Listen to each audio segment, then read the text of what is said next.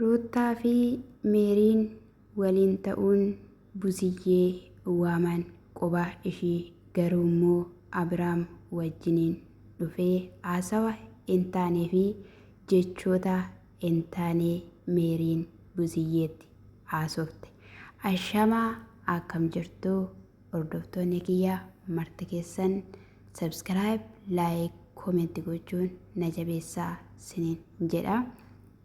Haa ta'u malee egaa Meeriin yeroo darbee akka Ermeellaa fi Buziyyeetti akeekkachiisa laattee argitaniitoo jirtu. Tokkoon isaaniiyyuu viidiyoodhaan nan argadha, nan haasofsiisa. Jireenya Ruutaa keessaa namni kamiyyuu bahuu qaba jechuun dubbattee turte. Meerii jechuun dhugaa dubbachuuf dhaabbattee haasa'uu yookiin immoo tasgabbii hin beektu jechuudha. Inullatti daarii faana tokkuma jechuudha. Egaa fidatteetoo dhufteetoo jirti jechuudha. Ruutaanii maalis haa ta'u maalii dubartiin kun al tokko balleessiteetti jedhamee akkanattiin itti haasa'amuu hin barbaachisu. Egaa Buziyyee jechuun yeroo dheeraa Ruutaan miidhamteetti. Ruutaan rakkoon guddaan irra gaheera.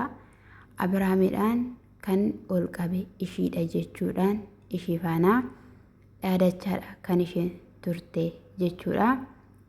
Yeroo darbee immoo Ermeellaan hin boochee, Ermeellaan bo'uun ishii nan dinqu, Ruutaanis boocheetti dhuftee jettee jechuudha. Sanarraa kan ka'e ashooffiidhaan nidha jechuudha. Ati eenyudha kanii Ruutaatti akkasittiidhaan itti haasa'uu dandeessee jennaan. Yeroo ishiin balleessiteettiin jedha. Eeyyeen balleessiteetti, baay'ee balleessite jettee jechuudha. Inni yeroo waa meeqaa balleessuu yoom akkas jettanii jennaan. Ruutaan gidduudhaan akka inni balleessetti homaa tokkoyyuu hin balleessine, al tokko ani balleessedhaa fi ati akkanattiidhaan baatee natti haasa'uu sin barbaachisu ture jennaan. Egaa Meeriin immoo kumaatama yookiin immoo dubartoota wal jala gegeeddaree yeroo inni sagaagalu homaa tokkoyyuu hin dubbanne naan Ermeellaa faana akka barbaade ta'u jennaan. Waa'ee Ermeellaa akka ati natti kaastu matumayyuu hin barbaadu. Ani inni ishii faana haa ta'u jedhees hin beeku jennaan. Qoyi callee jedhi ati dubbii balleessuudhaa fi ammas immoo waliin dha'uuf kan dhufte malee dhugumaa nagaa buusuudhaaf miti kan dhufte jetteen jechuudha. Buziyyeen yeroo kana keessatti eeyyee nagaa maaltu bu'aa akka barbaaddanitti xibbaa xibbee irratti taphattanii ji'oota 5-6 jennaan. Waggaa geessee waggaa ga'uuf jennaan yoo mucaan waggaa ga'e jennaan araasii gattee dubartii jiidha akka barbaaddetti tan sharasharaa asiif achi kaachaa kan turte. Yoo sinii ta'e sinii ta'a, yoo sinii ta'uu baate immoo lachaan keessaniyyuu buqqa'aatii keessaa bahaa. Rifeensa mataa isheetii kanaa booddee akka sin xuxxan hin barbaadamu, hin barbaachisudha. Kanii egaa Meeriin jettee jechuudha. Kana hundumaa irraa akkasumas maatii fi maatii walitti dheekkamee osoo hin taane nama kana waliin jiraachuu hin barbaaddu, innis immoo hin barbaadu yoo ta'eera ta'e karaan nagaan jaalalli maal ta'e warraa fi warra walitti buusuun kun akka kiyyatti barbaachisaadha jedheetoo miti. Unkaan namni kamiyyuu jechuudha. Egaa qaama namaa qullaa waraabanii haadhoo wajjin dhalatan isnaan jechuudha. Egaa seerri biyyaayyuu nama hin dhiisu.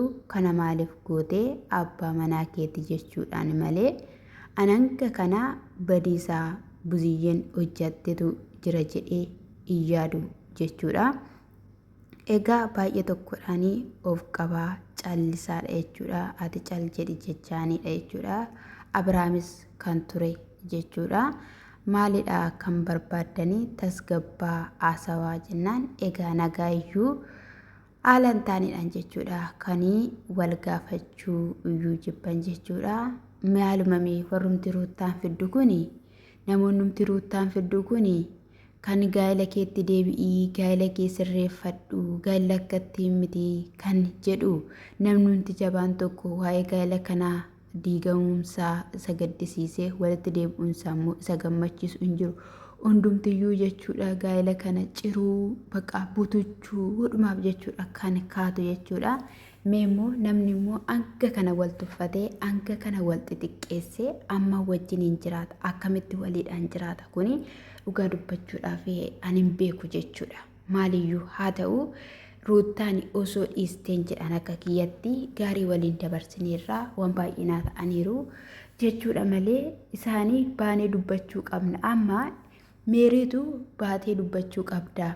Eenyuyyuu sin tuqu maaltuyyuu sin tuqu kanii egaa ishiin jechaanii turte jechuudha. Gaafa ishiin nan dubbadha jette afaan ishee qabuudhaan calli jedhe ani nan dubbadha jechuudhaan jechuudha. Kan ishiin wanni ta'aa turte jechuudha.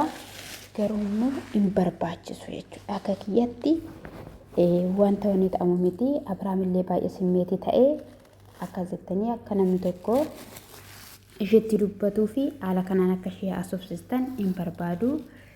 Obboleettiin kiyya kabajamtuudha. Kabajaan turte ishinis sababa kiyyaadhaa fi akkas taate malee wanti kana keessa ishee galchuu hin jiru. Yeroo baay'ee immoo waan baay'ee isheedhaaf taateetti waan baay'ee sinarratti gooteetti kun yeroo lammataatidha. Yeroo ishiin akkasittidhaanii egaa butaa jiraattis akkas turte isheedhaaf kana ishiin aadachaa turte akkatti taasoftu hin barbaadu.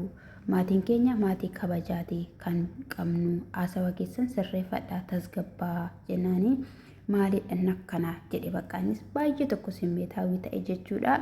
Bakka siruma isaarratti ba'uudhaaf jettee jechuudha. Meeriin kun jechuudha qubatti qabdaan ija keessaa fuuteen jedha dhugaa dubbachuudhaaf jechuudha.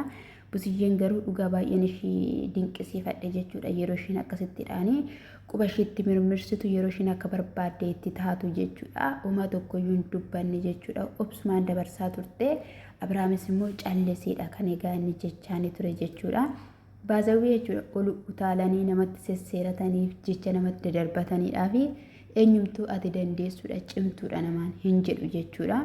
Tasgabbaa'uun ishee immoo si'iif deebiidha jechuudha. Akkasitti uffattee yookiin immoo maalidhaan kun ati sirreessuun miti karaa tokko ta'aniidha kanati barbaaddu miti adda baasuudhaaf jetteen jechuudha. Achi booddees immoo egaa roottaanis kunoo haala kanadhaan itti dubbattee too jirti jechuudha. Waa meeqanni balleessee akka barbaadennaa inni godhu maatii koo keessa namni tokkittiin iyyuu akkatti bahee namni dubbate hin jiru. Bakka dhiisaa gaaf tokkoon sirrataa gaaf tokko iddootti deebi'an jedhaaniin ture. Garuu immoo ati al tokkitti kana balleessuudhaaf akkatti natti haasofte akka barbaadde natti taate jennaani. Ruuttaa garuu kan akkatti natti haasa'u sumadha moo nama biraadha maaltu si keessa jira dubartii biraati malee immoo ruuttaadha jedhu ani jennaan anumadha. Callimnaanii dubbachuu dhiifnaanii dhagaa kan ishiin jetteen jechuudha. Dhugaa dubbachuuf ani gidduu kana keessatti rakkoon tokko akka hin uumamne namni waldhaa yeroo isheen akkasittiin qubatti qabdu Abrahaam kanatti seeratti inni ejjitaan sagaagaltaa akka barbaadde taataa kana booda hin barbaachisu wanta akkanaa yennaan busiyyeen egaa isaan dhala qabu ijoollee qabu daa'ima qabu jechaanidha kan isheen turte dhala sana ilaalte hubatteeti jechuudha. Egaa akka dubartii gallamoota safuun beennee ta'uunis immoo namarraa hin eegamu. Namni maaliif callisee jedhamee yaadamuun hin barbaachisa. Inni callisee hundumtuu sodaataa miti baasawee jechuudha dhugaan siniin jedhee. Isa kanadha. Abrahaamis immoo kanaan caala deemi jedheeni buziyyeen hin deemte maalidha natti barbaaddu jennaani. Ani kan hin barbaadu ammallee ta'e taanaan jireenya ishee keessaa akka baatuu fi warra naannoo kee jiran obboloota kee hiriyoota kee warra jettu maali warra jettu hundumaan faanayyuu bira akka hin geenye jennaan. Egaa Abrahaamis nama tokko karaa koo warra jiran waamtee akkati waan tokko jettuun hin barbaadu. Ermeellaa soo ta'e jennaan isayyuu ermeellaa taa'e jetteen jechuudha. Innis haala sanadhaanii yeroo tasgabbooftan yeroo haala galfattanii nu waamuu dandeessu seexana maaltu si yaabbate jennaan seexana immoo situu wajjiniin haammatee rafaa ture jetteen jechuudha Ruutaan jechuudha saafuu jedhaadhuma gubbaarratti isiniin jechuun jaaladhanna isa kanadha ka ganaadha jette ganaadha viidiyoon itti fufaa itti meeriin jechuudha mee waan